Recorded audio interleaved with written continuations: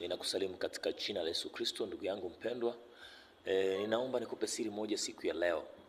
Yawezekana kuna jambo unapitia, unashindwa namna jinsi ya kupiga hatua, unashindwa ufanye nini ili uweze kupiga hatua. Ila acha nikwambie kitu kimoja. Kila mafanikio lazima yawe na mtihani. Hakuna mafanikio ambayo hayana mtihani. Na huwezi ukapata ushindi bila mtihani. Unajua unachokipitia ni mtihani tu. Mkumbuke Yusufu katika kitabu cha Mwanzo 37 alipouzwa na ndugu zake.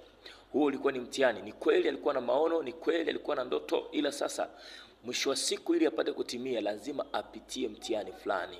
Yaani Mungu huachilia mtihani ili upate kushinda.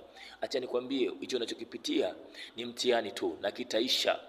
Ila tu inakubidi usikate tamaa.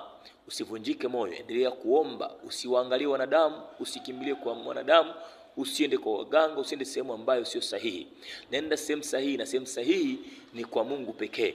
Ndio ambapo unatakiwa kupiga goti na kumuomba Mungu. Ninakwambia siku ya leo ni siku yako ya mafanikio sana. Hata Mungu anaenda kutendea muujiza. Katika jina la Yesu Kristo ninakubariki, Mungu akafanye sawa sawa na ulivyotamka kwenye maombi yako. Amen.